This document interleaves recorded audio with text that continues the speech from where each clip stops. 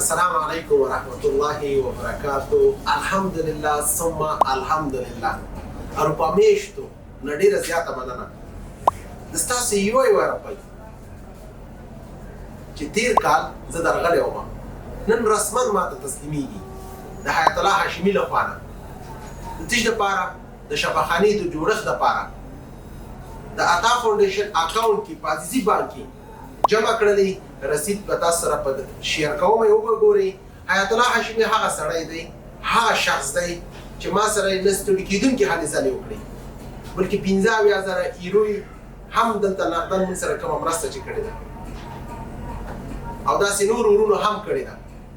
حتی دې کې داسې ورونه ما کتلي دي چې چغې راته ویلې چې عطا وروره دا 15 ایرو دي، دې خوا نه ټرین کې نه ځم، دا په دې کې اچوم صدقه کومه، دې خوا نه پیاده ځم، په کیم کې اوسېدلم. ګورې ورونو د ستاسو یوه روپۍ نن ورځ رسما موږ ته تسلیمیږي. ځمکه مو واخیستله چې په 1,90,000 امریکایي ډالر 11 جریبه دا د ستاسو مرسته د ستاسو پیسې دي. د دې پیسو نه به مینس کېږي، اډیټ کېږي به او د دې کې تاسو کولی شئ چې پیسې جمع کوئ او که خارج کې هستئ که په داخل کې هستئ. بیا هم ډېره زیاته مننه. څو روپۍ دي؟ اشري صاحب دې ووایي. اعوذ بالله من الشیطان الرجیم. بسم الله الرحمن الرحیم. د اروپا میشتو افغانانو نه ډېره زیاته مننه چې زموږ په دې کمپاین کې موږ سره برخه اخیستې وه او ډېر په جذبه باندې د شفاخانې دپاره ډونیشن کړی.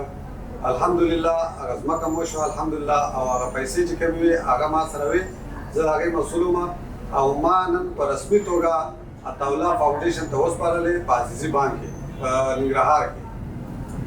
څو روپۍ دي؟ 9,282 ډالره، امریکایي ډالره. ایوه زنده‌باد. او ټولو هغه دوستانو ته زه اطمینان ورکوم چې الحمدلله څومره چې زه عطاالله د نږدې نه پېژنم نو تاسو اطمینان اوسئ چې ستاسو به یوه یورو، یوه افغانۍ، یو ډالر، یو پاونډ، داسې نور په هېوادونو کې چې کومې کرنسیانې دي هغه به دلته په صحیح توګه مصرفېږي. تاسو به پخپله وینئ. دا خو 9,282 امریکایي ډالر شوي. راځئ چې دا 1,000,000 برابر وي. 1,000,000 برابر عطاالله چې کوم 1,00,000 امریکایي ډالر زموږ د والد صاحب لخوا نه دې شفاخانې دپاره وقف شولې. الله رب العزت د ټولو مرسته کوونکي صدقه قبوله کړي. دا هم جمع کړه عتیق جانه. بسم الله الرحمن الرحیم.